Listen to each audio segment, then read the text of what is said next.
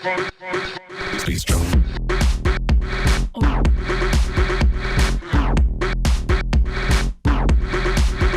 Please drop.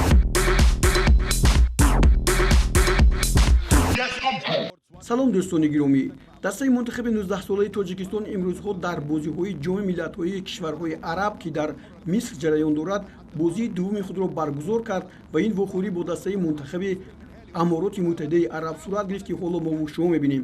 Футболбозони аморот бо пироҳанҳои сурх дар ин ҷо ба ҳуҷум гузаштанд ва дар як маврид мо либулуширо зада аз пой афтонидем. Меҳрубон Каримов дар ин ҷо хатогӣ зоҳир кард ва футболбозони дастаи мунтахаби амороти муттаҳидаи араб имкон ёфтанд ки як зарбаи ҷаримавӣ бизананд. ҳоло дар назди тӯб Исо ҳоросӣ аст ва аз дур зарбаи сахт мезанад. Дар ин ҷо дарвозабони мо Соҳрубхоҷа Юсуфов ки имрӯз дар дарвоза буд самти парвози тӯбро надид ва ин тӯб ворidi тӯри дарвоза гашт. ҳоло бори дигар бубинем дақиқаи нӯҳум аст ва футболбозони дастаи мунтахаби амороти муттаҳидаи араб ба сафи пеш баромаданд. ба он нигоҳ накарда ки ин сифати наворҳо паст аст, аммо мо зарур шуморидем ки шумо лаҳзаҳои бозии дастаи мунтахаби тоҷикистонро бубинед. Ин зарба ҳам ба дараҷаи олӣ иҷро карда шуд ва футболбози мо натавонист, дарвозабони мо ҳатто девори муҳофиз ҳам бубинед аз бари он деворе ки гузошта шуда буд тӯб роҳи дарвозаро пайдо кард, аммо ин ҳеҷ мушкилие эҷод накард. Футболбозони мо баъдан дар ин маврид ҳоло боз як ҳуҷуми футболбозони дастаи мунтахаби аморотро мебинем. Боз ин ҳамон бозигари рақами нӯҳум аст алмеҳалли ки дар ин ҷо қариб буд ки тӯбро вориди тӯри дарвоза кунад, аммо дар ин ҷо Билол ба хатогиро дод. умуман ин бозингар хеле хуб ҳуҷум мекард. ҳоло боз як ҳуҷуми дигар аз ҷониби Муҳаммад Баҳоҷи, вале ин тӯб вориди дарвоза нагашт. дар ҳайати дастаи мунтахаби Тоҷикистон Маҳмадалӣ Азизбоев имрӯз хеле шоиста бозӣ кард ва бозиаш хуб ҳам буд. ҳоло як корти зард ба Аҳмад Булушӣ ва ин ҷо футболбозони мо ба задани пеналти даст ёфтанд ва Маҳмадалӣ Азизбоев бозигари дастаи Металлурги Ӯзбекистон ин зарбаро бояд ба иҷо расонад. ҳоло як бори дигар ин ҳолат ба мо нишон дода мешавад. дар ҳақиқат Булуши ин ҷо ба хатогӣ дағалро дод ва бо дасташ футболбози моро дошт. Амадони Камолов буд ки ин ҳолатро барои Маҳмадалӣ Азизбоев пайдо кард ва дар натиҷа ҳоло Маҳмадалӣ Азизбоев бо дарвозабони дастаи мунтахаби амороти муттаҳидаи араб Холид Муҳанди рӯбаро аст ва зарбаи Маҳмадалӣ Азизбоев бехато ба тӯри дарвоза ворид шуд. ёдорас мешавем ки дар ҳоле ки шумо такрори ин лаҳзаҳоро мебинед, гӯем ки дар кишвари Мисри араб дар гурӯҳи А дастаҳои Миср, Нигерия, Мавритания ва Алҷазоир бозӣ мекунанд. Дар гурӯҳи Б Марокаш, Тоҷикистон, Амороти муттаҳидаи араб ва Ҷибути ва мо аз дастаи мунтахаби Марокаш бо ҳисоби 6-1 дар бозии аввал мағлуб шудем. Дар гурӯҳи Э Сенегал, Лубнон, Ироқ ва Комор, дар гурӯҳи Д Тунис, Яман, Арабистони Саудӣ ва Ӯзбекистон ҳастанд ва дар мадори бозиҳои гурӯҳи Д ҳам дастаи мунтахаби Ӯзбекистон аллакай ба ду мағлубият дучор шуд, яке бо ҳисоби 2-0 аз Арабистони Саудӣ ва 1-0 аз Тунис. ин дар бораи бозии футболбозони дастаи Ӯзбекистон аст ки дар ҳамсояи кишвари мо аз Осиёи марказӣ ду даста дар ин бозиҳо ширкат менамоянд. аммо бубинед ин такрори голи задаи Муҳаммадалӣ Азизбоевро ки чанд маротиба манзури шумо мешавад. баъдан футболбозони мо бартариро ба дасти худ гирифтанд ва ҳуҷумҳои пай дар пайи онҳо амалӣ мешуд. Алиҷони Айнӣ бисёр як гузариши хуб анҷом дод ва ин ҷо боз Маҳмадалӣ Азизбоев буд, тӯб аз пои ӯ ба беруни майдон рафт. ҳоло он ки агар ин тӯб каме ҳам дуртар мерафт, ин ҷо Кабир Салимшоев буд ки метавонист ин тӯбро бигирад ва ба тӯри дарвоза равон кунад. ҳоло боз як зарбаи дигар. ин ҷо Амадони Камолов ягона намояндаи дастаи аврупоӣ Райо Маходаундаи Испания аст ки партофти хуб анҷом дод, аммо ҳоло зарбае ки ин ҷо зада мешавад аз ҷониби Меҳрубон Каримов ва ин зарбаи Меҳрубон Каримов хато буд ва бори дигар ин ҷо ҳоло мебинем ҳуҷуми футболбозони дастаи мунтахаби аморот аст. хеле хуб ин ҷо бозӣ мекунад дарвозабони дастаи мунтахаби Тоҷикистон бо як чолокӣ Соҳрубхоҷа Юсупов пеши роҳи ин тӯбро гирифт.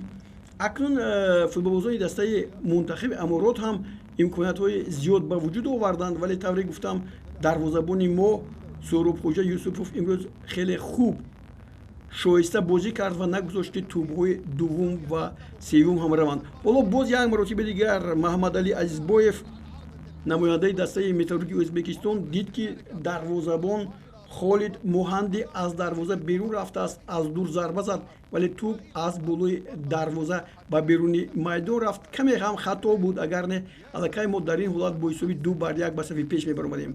Вале ба ин нигоҳ накарда футболбозони мо пай дар хати ҳуҷум буданд. Инҷо қоида вайрон нашудааст дар муқобили Али Ол Али ва дигар бора футболбозони мо боз як имконияти зеборо барои Маҳаммадалӣ Азизбоев пайдо мекунанд, ташкил медиҳанд, аммо Маҳаммадалӣ ҳам инҷо боз ба як хатогии дигар роҳ медиҳад.